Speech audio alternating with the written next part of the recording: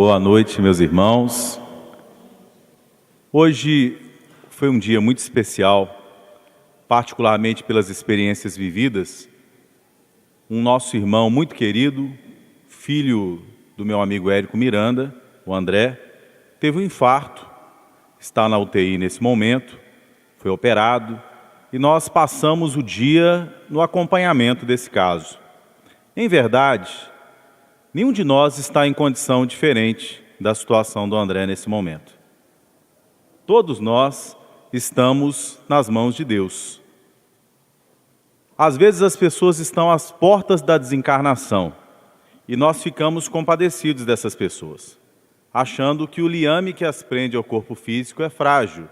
Acontece que pessoas perfeitamente saudáveis desencarnam, de forma que a doença não tem nenhuma relação com a hora da morte. Às vezes, pessoas saudáveis cuidam de pessoas doentes.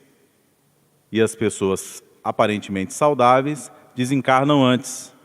E a doença crônica, que parecia durar muito tempo, a pessoa vive às vezes 90 e poucos anos. Sendo então a encarnação e a desencarnação fatores da vontade de Deus, controlados por fatores que em sua maioria fogem ao nosso controle. Deus é o inesperado. Se ele fosse esperado ou previsível, não seria Deus. E sendo inesperado, é misericórdia infinita. E é com base nesse sentimento que eu quero pedir que todos nós, nesse momento, fechemos os nossos olhos, antes de entrarmos no tema propriamente da palestra.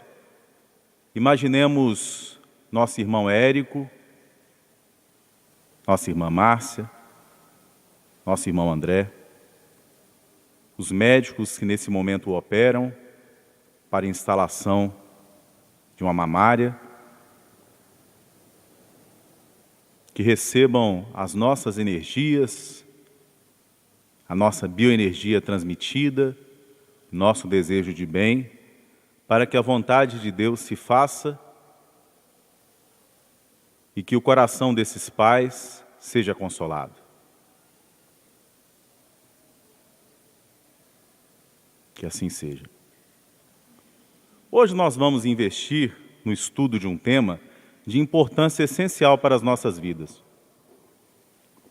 Na minha área de estudos profissionais, nos últimos 20, 30 anos, boa parte da historiografia deixou de se interessar pelos fatores econômicos e começou a se interessar pela história cultural, por aquilo que muitos chamam de perfumaria da história. O fato de essa viragem historiográfica ter ocorrido não tira a importância da história econômica ou a importância da economia em nossas vidas. Mas eu quero convidar os nossos irmãos aqui hoje para pensarmos economia em um nível mais amplo. A semelhança do sofrimento, que não tem latitudes e longitudes, a exemplo do caso que nós aqui citamos, o nosso irmão tão próximo e tão amigo, o sofrimento nos alcança em todos os lances da vida. Em todos os campos do universo em que há evolução, o incentivo, o buril, o esmeril das nossas almas, chamado sofrimento, nos alcança. Assim também, as leis da economia divina nos alcançam em todos os departamentos do universo.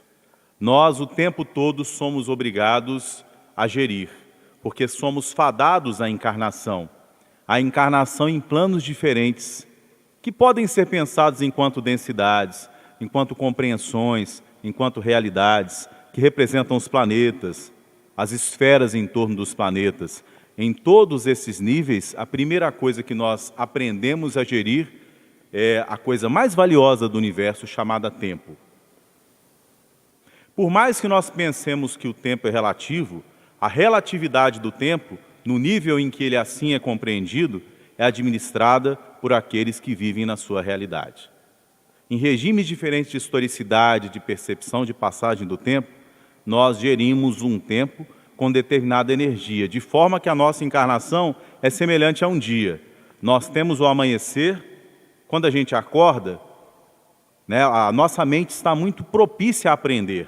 Não sei se vocês já aproveitaram as primeiras horas do dia, por exemplo, para estudar línguas. Não existe horário melhor. A mente grava.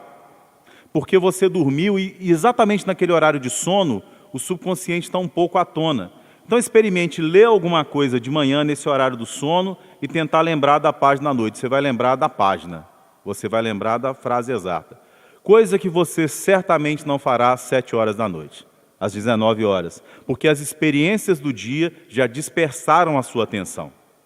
Quando nós acordamos pela manhã, geralmente temos a memória dos sonhos que, em grande medida, em muitos casos, são a lembrança das vivências que tivemos extracorpóreas, ligados pelo fio de prata e o nosso corpo adormecido, e à medida que o dia vai passando, nós vamos perdendo parte dessas memórias.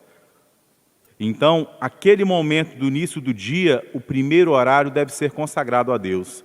Isso é a utilização do tempo. Quando nós consagramos esse horário a Deus, nós conseguimos um nível de concentração que não conseguiríamos em outros horários do dia. Então, esse é o momento de planejar. Assim como o fim do dia, sugerido por Santo Agostinho, é o momento de rever o que ocorreu no dia e julgar com base nos sentimentos que moveram as nossas ações. Qual foi o móvel dessas ações, de forma a poder reformá-las e nos analisarmos e conhecermos a nós mesmos. Aquele momento inicial do dia é um momento de planejar. Por isso, tudo deve começar com um sentimento mais puro. E o sentimento mais puro é o sentimento de amor e o sentimento de serviço.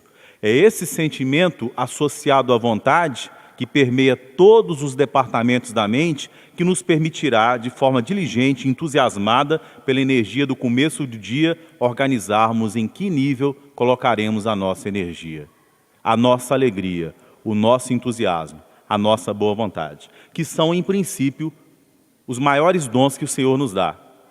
Todos os demais dons materializáveis são submetidos a esses dons que não são palpáveis. Tudo o que é visível é inferior ao que é invisível. Então, tudo quanto se concretiza, um dia foi imaterial e surgiu do sentimento.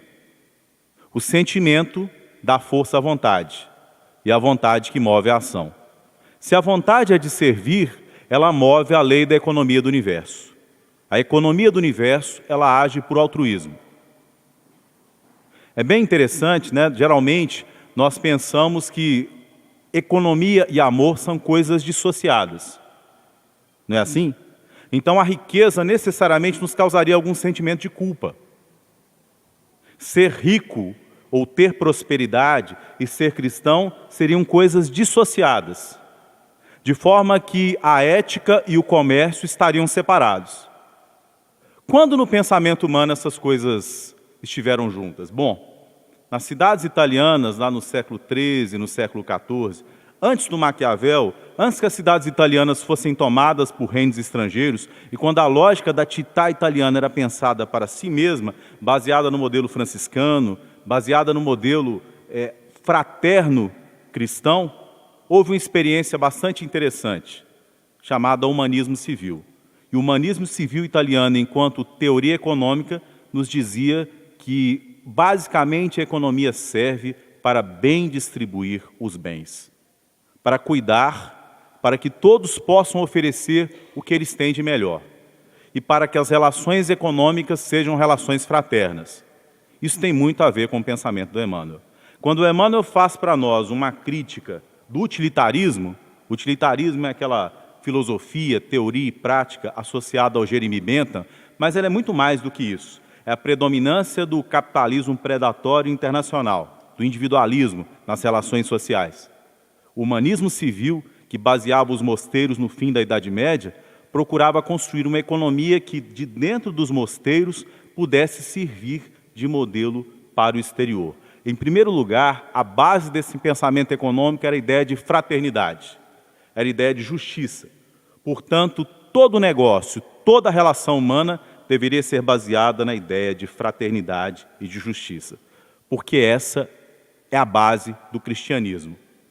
O cristianismo é um sistema em que todos renunciam por todos, e, portanto, o cristianismo se baseia num sistema que, em princípio, é um sistema que parte da ideia da bondade dos homens. Quando você enxerga a essência boa dos seres, você não desconfia deles. Então você pensa num sistema em que você possa pensar a cidadania enquanto partilha, enquanto inclusão. Pensemos isso na sala de aula, por exemplo, né? Quando você entra para dar aula, certamente quem é professor deseja ter os melhores alunos. Há professores destacados que eles querem, inclusive, dar aula para as melhores turmas. Mas esse aluno que, como a gente diz lá em Minas, você vem com milho, ele volta com fubá. Esse aluno que infere do que você fala as coisas, não precisa de você. O filho independente não precisa de você. O espírito elevado que nasceu na sua casa, geralmente ele vem para te ensinar, mas ele não tem necessidade de você. Quem tem necessidade de você é aquele que o Senhor te entregou para cuidar. E é esse ao qual você tem algo a oferecer. A sua paciência, a sua didática, a sua capacidade de adaptação e compreensão. É nesse sentido que os mosteiros italianos do final da Idade Média construíram um conceito bem interessante. O Montepio. Montepio era um banco dedicado aos pobres, justamente porque eles eram pobres. A ideia é que dentro da economia dos mosteiros pudesse surgir uma experiência que servisse de modelo à experiência cristã externa. Certamente, historicamente, essa experiência foi limitada, passou, mas ela serve de modelo para o que será a humanidade do futuro. Eu tenho certeza que em 300, 400 anos, os nossos ideais de partilha e justiça social ter-se-ão concretizado, e que isso não se fará a partir de uma experiência externa de revolução violenta, mas se fará a partir da experiência dos corações. Se nós desejamos transformar as sociedades no sentido da fraternidade, se nós desejamos utilizar os bens que o Senhor nos deu de forma equinânime, para que nós sejamos um braço forte, mas com a mão amiga, a gente deve começar das experiências mais próximas. E a experiência mais próxima que a gente tem é a experiência da família. A família é a primeira experiência de gestão, e é por isso que o Emmanuel usa a expressão família escrínio de luz. É um porta-joias. Cada uma dessas joias tem uma função específica. É necessário detectar-lhes a particularidade, para que possamos agir sobre elas com o cuidado necessário. Então, a experiência da família é uma experiência de gestão. É natural que a gente possa pensar uma empresa como uma experiência familiar maior. Deveríamos pensar assim. Não achando que o empresário é o inimigo da sociedade, mas ele é alguém que nos ensina a administrar uma família maior. No capítulo do livro Boa Nova, por Humberto de Campos, quando Humberto vai nos contar a experiência de Jesus com Zaqueu, é bem interessante como a atitude de Jesus diante de Zaqueu contraria a expectativa dos discípulos. Eles imaginavam que um publicano era um homem de má vida, porque Jerusalém e toda a Judéia havia sido conquistada. Eles achavam que, para que Yahvé fosse satisfeito, seria necessário que Israel fosse uma entidade política independente. Mas o que a espiritualidade desejava de Israel não é a independência política, mas a independência do coração. E, por vezes, para obter a independência do coração, nós temos que passar pela experiência da escravidão. Servir não é fazer a própria vontade. Aquele que quer fazer a própria vontade não precisa de Deus. Assim como Deus é o inesperado em sua misericórdia, nos atende para além dos nossos cálculos de merecimento pessoal, sempre tão imperfeitos, a vontade de Deus para conosco se expressa a partir das circunstâncias da nossa vida e das respostas que temos que dar a essas circunstâncias. Quanto mais renunciadas e amorosas forem essas respostas, quanto mais nós pensarmos os nossos irmãos, superando a lógica dos nossos benefícios pessoais, maiores serão os nossos lucros pessoais. E é por isso que nem sempre o lucro da alma se resume ao lucro das experiências da terra. É por isso que a infelicidade real não é infelicidade segundo a lógica dos homens. A pobreza e a riqueza reais não são a pobreza e a riqueza segundo a experiência limitada dos homens. Nós temos uma incapacidade profunda de julgar o que é bom e o que é mal. Por isso, a oração que nós devemos mais fazer para gerirmos as potências da nossa vida é pedirmos a Deus claridade e visão. A experiência da encarnação é, em grande medida, uma experiência de cegueira. Uma experiência de visão imperfeita, de limitação dos sentidos. E quando você está com sentidos limitados, você não consegue estabelecer a prioridade, o foco. Tanto a energia aplicada de forma difusa,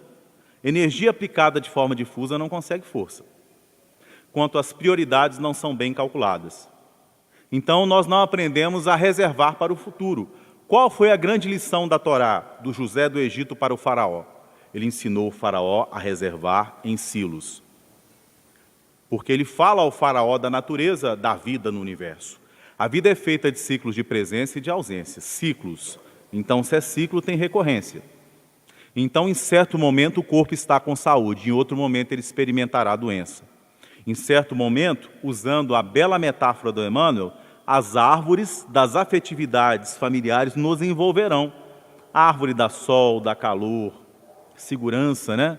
Em outros momentos, nós sentiremos que elas foram ceifadas, experimentaremos a ausência temporária, então seremos convidados a acessar, lá nos cofres, nos silos da nossa alma, a convicção da imortalidade que nós construímos.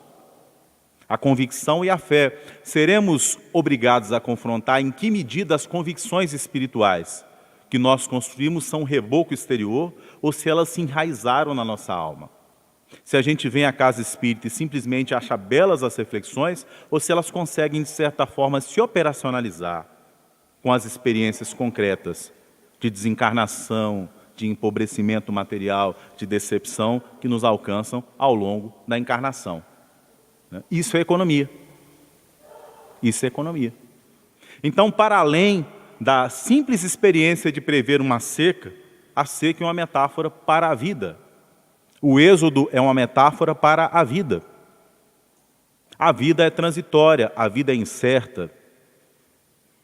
Na vida nós obtemos aquilo que nós não podemos apalpar, aquilo que nós não podemos segurar, mas tudo quanto a gente enxerga é impermanente. Não busquemos segurança naquilo que passa, porque onde está o nosso tesouro, aí também estará o nosso coração. Quando Jesus fala isso, o coração é tudo. O coração é a sede do sentimento e do pensamento para o povo judeu antigo, cuja língua expressava figuras concretas, que vinham da agricultura, que vinham da noção de prioridade, da noção de abastecimento das gerações futuras, daí a noção de sentimento, a sede do sentimento, né? Onde está o nosso tesouro? Aí gravitará a nossa alma. Nossos pensamentos mais frequentes caminharão nesse sentido, e as potências da nossa vontade caminharão na direção do nosso desejo. É por isso que, às vezes, se a nossa oração caminha no sentido, mas o nosso desejo profundo é outro, a nossa oração se sabota. E é natural. Se a gente analisar o que a gente faz para concretizar alguma coisa, às vezes aquilo é incoerente com o que a gente deseja alcançar. Você quer prosperar, mas você não trabalha num sentido de foco, né? A profissão, por exemplo, ela exige investimentos a longo prazo.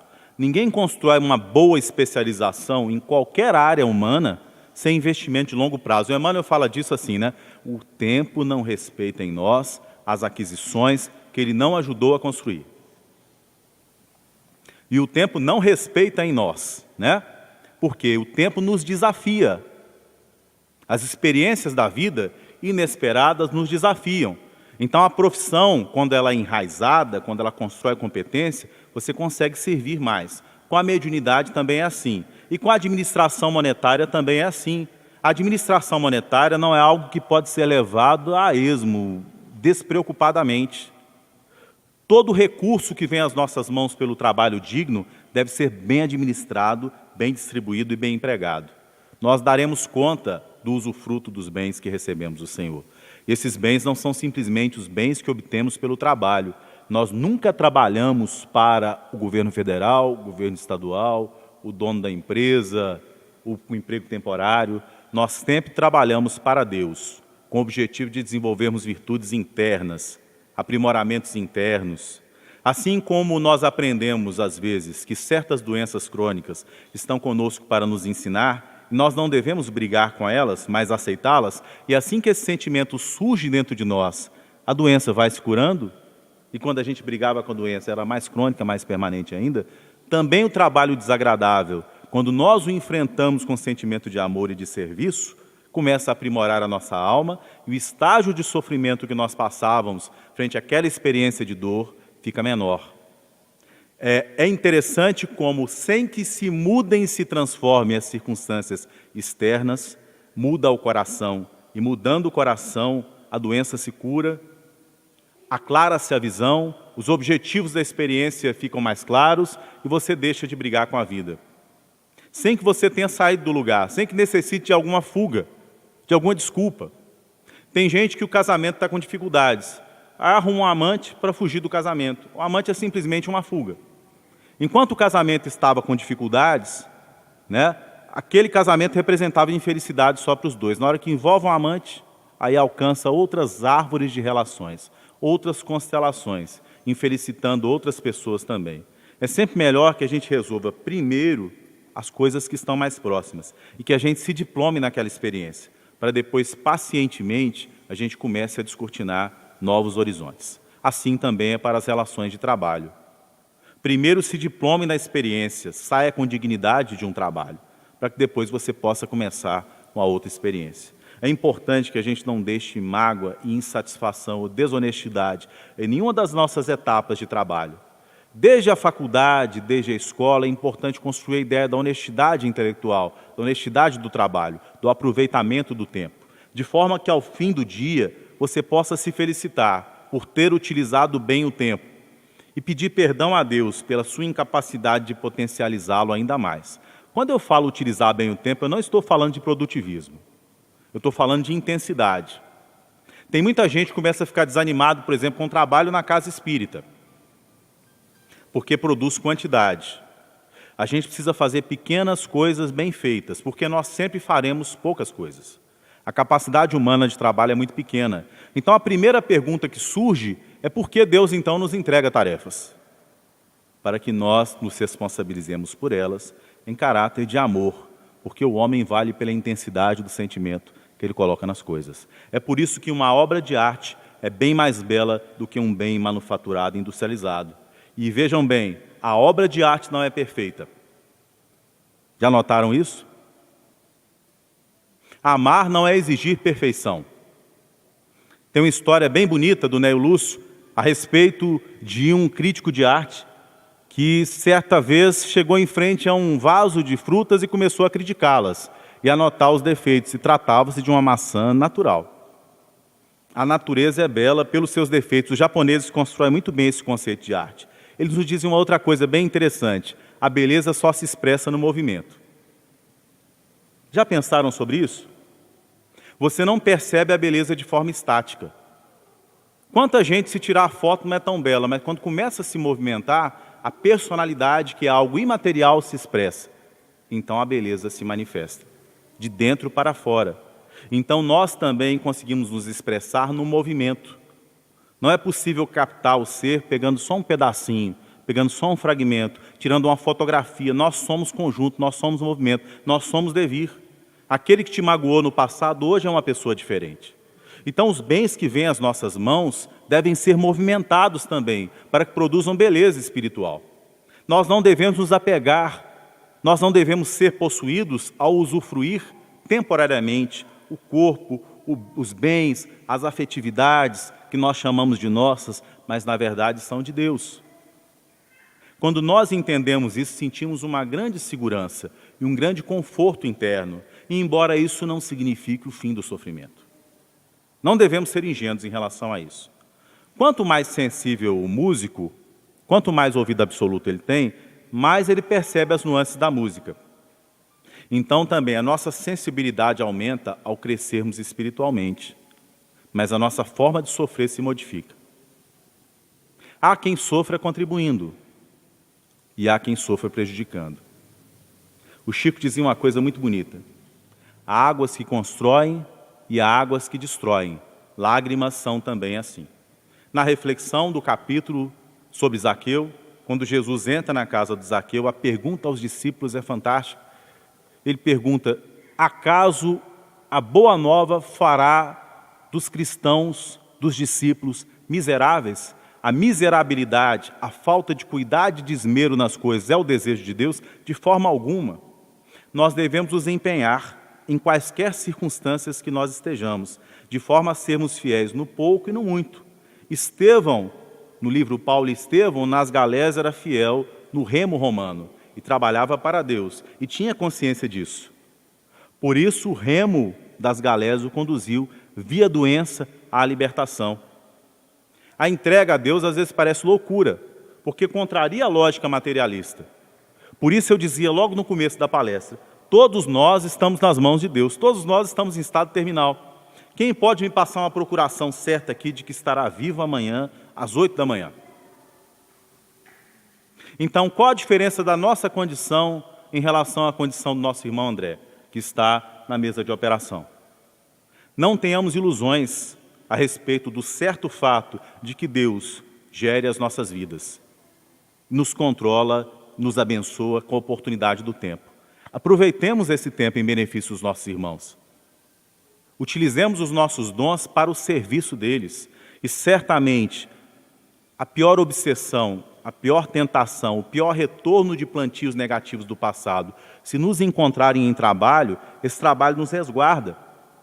O trabalho espiritual pelo bem, a ocupação da mente no fluxo da beleza do universo de movimento, de circulação, produzem benefício e proteção. Não há proteção maior. Quando você é alcançado pela depressão, quando você começa a passar por uma prova muito grande, quando os filhos desencarnam, quando a esposa e o marido desencarnam e você se sente solitário, você é convidado a esperar, entregue-se ao trabalho em benefício de outras pessoas. E você vai entender o sentido do universo. Esse trabalho abnegado, ele traz de novo o conforto e o calor ao coração. Você começa a sentir o amor, o carinho, o respeito, o desejo de bem por pessoas que você não tinha relações com elas anteriormente. E aquele sentimento que anteriormente só se restringia à família vai crescendo. Será que uma empresa não poderia se basear nesse tipo de modelo de trabalho? Uma delegacia de polícia não poderia ser um espaço de pensar, mesmo que por expedientes severos e aplicando a lei, o bem de todas as pessoas que estão ali? Um tribunal, uma casa de correção, um presídio como o Serrotão, já que a evolução das nossas leis, a evolução jurídica, pensa em recuperação, por que nós não adaptamos à modernidade das nossas concepções jurídicas o nosso coração? Por que a nossa concepção de recuperação do preso, de quem errou, ainda é uma concepção punitiva? Aquilo que a gente pensa de Deus é lei para conosco. Então, se a gente tem uma concepção de Deus como vingativo, se a gente tem uma concepção da justiça divina apenas nos aspectos de exterioridade, de olho por olho, dente por dente, ou quem com ferro fere com ferro será ferido, né?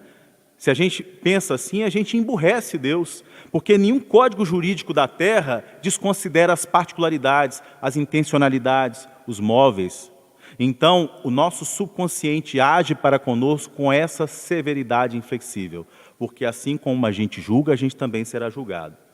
Aquele que vai para os negócios com sentimento de mesquinharia, de egoísmo, reproduz para si uma eterna carência e vive sob constante preocupação, e as suas posses são motivo de constante instabilidade, e ele não consegue dormir, e ele não consegue lidar com a possibilidade de perder aquelas coisas que na verdade o possuem. Ele é escravo. É necessário que a alma esteja livre.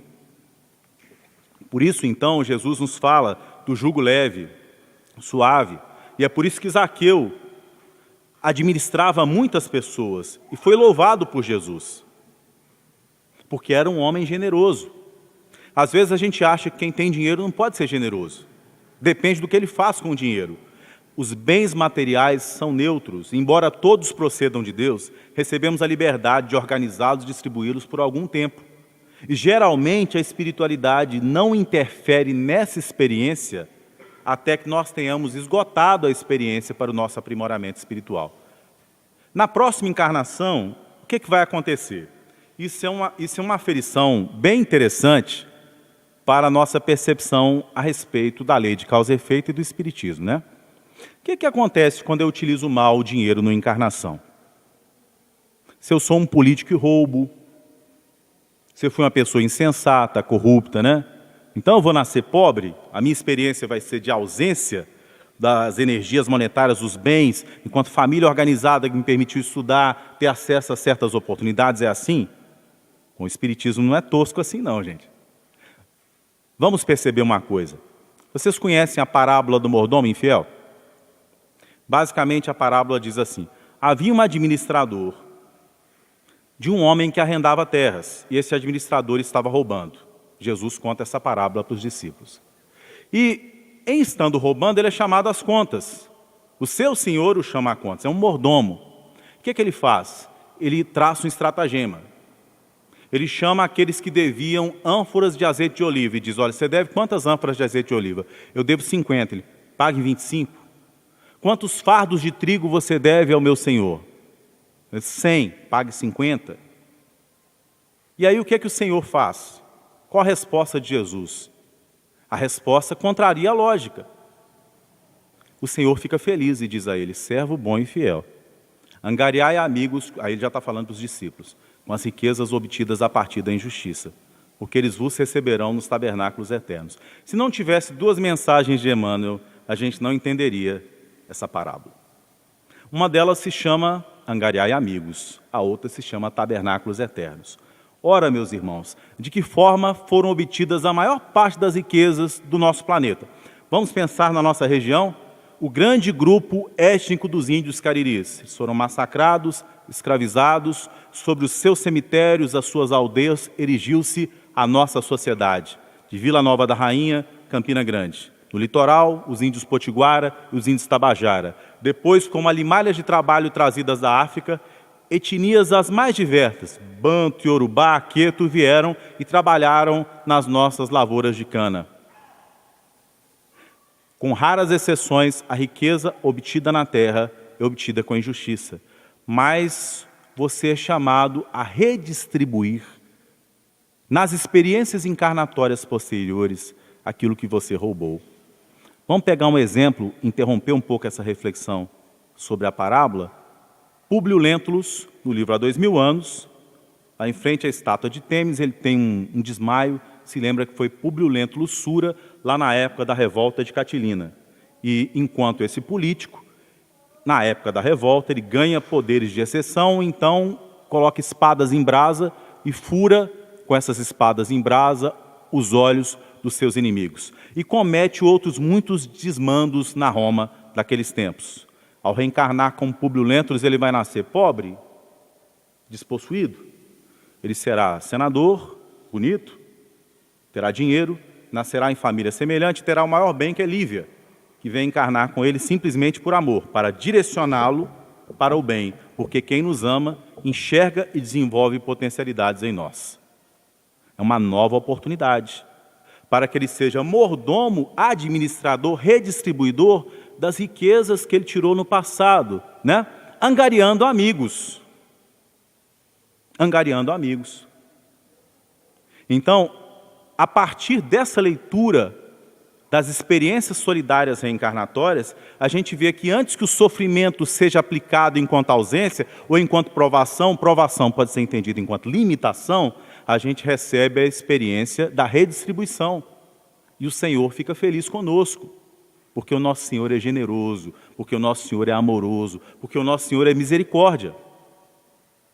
Então, a gente não deve aplicar a Deus que é amor, quando eles dizem para Jesus que Ele é bom é Deus, porque Deus é misericórdia ao longo das encarnações, que nos dá a oportunidade de reconstruir. Aquela pessoa que está trabalhando na sua casa e pediu emprego, às vezes é um filho que você abandonou na vida passada. O aluno difícil que te irrita, que tenta te enganar com a prova falsa, que assina e não entregou a prova, né? Tem isso, né? Ele assinou ali e não entregou a prova, né? Ele está te exigindo amor, compreensão. O que te traz exige mais amor. Como é que Jesus age com Judas? Com mais amor. Ele sabe que vai ser traído. Ele sabe que a maioria se debandará, mas ele está ansioso, está no livro Boa Nova, para a última refeição com aqueles que ele ama, ajustando a sua expectativa em relação ao nível de resposta que cada um daqueles discípulos pode dar a esse amor, e aguardando, como pomicultor sábio, como bom agricultor, o tempo certo de resposta de cada uma das espécies, ou cada um dos corações que estão sob a sua administração. Todos nós estamos sob a administração de Jesus. Então, como diz a música do Gladson Lade, né? Ser Deus para eles, quanto Deus é para ti. Nós somos mordomos da injustiça do passado. A maior parte das experiências de sofrimento, privação que nós teríamos que atravessar, são comutadas em oportunidades de trabalho, para que possamos limpar o passado delituoso com o trabalho e com o amor. Portanto, não reclamemos quando a gente tem que pagar uma ação de dinheiro para alguém, quando a gente tem que trabalhar por um tempo e a gente acha injusto, mais do que o necessário. Se você trabalha muito e você vale mais do que recebe, sinta-se feliz. Jesus diz que pessoas nessa circunstância, está no Sermão da Montanha, são bem-aventuradas, porque o serviço anônimo é uma bênção. Nós não devemos desejar mais do que o sustento ao trabalharmos pelo bem da humanidade, na certeza de que ele sempre virá, né? Sempre que nós trabalharmos para o bem, não passaremos por privações verdadeiras. Allan Kardec se surpreende com isso na conversa com o Espírito de Verdade, porque ele achava que os espíritos não se preocupavam com essas coisas, para ele, menores da vida cotidiana. E a resposta é fantástica: se nós não nos preocupássemos com isso, é porque nós não te amaríamos. Eu acho que ele deve ter se emocionado muito, né? Porque Deus é cuidadoso. Um pai da terra não é cuidadoso com os mínimos detalhes? Por que você vai pensar que enquanto seu filho está na mesa de operação, Deus deixou de te amar? Por vezes, a pessoa está às portas do suicídio, um pouco antes da solução aparecer. O desespero desconhece que a hora mais escura da noite é a mais próxima da manhã. Portanto, meus irmãos, cultivemos a fé. Assim como José do Egito ensina a guardar em celeiros, abasteçamos os celeiros da nossa alma. Não sejamos como aquele homem imprudente da parábola de Jesus, que encheu os celeiros materiais. E a frase que inicia a parábola é fantástica: a abundância de bens materiais não fala da segurança do homem. A saúde física, a beleza física, você pega uma pessoa, se a pessoa está plenamente saudável, não fala do tempo de vida que ela terá. As aparências enganam. Se há uma regra para o planeta, as aparências enganam. Né? Nós não somos seres de aparência. Nós somos seres para a eternidade. Então devemos guardar no celeiro verdadeiro. Esse celeiro verdadeiro é o celeiro de benefício que a gente fez pelas pessoas que foram entregues a Jesus, para nós, por meio do Cristo, para que nós cuidássemos delas, reproduzindo para com elas a misericórdia que o Senhor usou para conosco. Portanto, no futuro, as relações de trabalho, as empresas funcionarão com base na fraternidade. Já hoje em dia, uma série de entidades privadas entendem isso. Uma série de empresas solidárias em que os operários participam dos processos de produção conseguem gerar dividendos que são doados para atividades sociais. Quando a maior parte das instituições da Terra aderirem a essa lógica, nós teremos certamente um mundo mais justo. Que nos diz o Livro dos Espíritos que uma sociedade verdadeiramente cristã não haveria excluídos. Uma sociedade verdadeiramente justa, certamente, é uma sociedade em que há espaço para aqueles que não conseguem trabalhar. Mas há também espaço para o mérito. Então, para que nós possamos reproduzir em nossa vida a verdadeira riqueza, é necessário que essa riqueza seja associada à consciência tranquila, à honestidade, aos valores cristãos verdadeiros, à solidariedade. É necessário que nós renunciemos ao luxo excessivo, nós ouçamos aquela voz interior de que nos fala dos Espíritos, que diz basta em tudo na vida. Se nós nos gerirmos com base nisso, certamente nós teremos paz, concórdia e saúde. Dedicando então essa nossa palestra dessa noite ao nosso irmão André, eu peço que cada um dos irmãos, aqui na nossa prece de encerramento, dirija ao coração do nosso irmão Érico, da nossa irmã Márcia, todas as vibrações de consolo, como se nos sentíssemos temporariamente na experiência de empatia, no coração daquele pai cujo filho, muito jovem, passou pela experiência de um infarto, que quanto mais jovem, antes da construção da rede periférica pelo organismo, é potencialmente mais perigoso, mas também metamorfoseássemos esse sentimento de insegurança na confiança absoluta em Deus, para que dentro do coração dele ele sinta a nossa solidariedade. Que Jesus nos abençoe.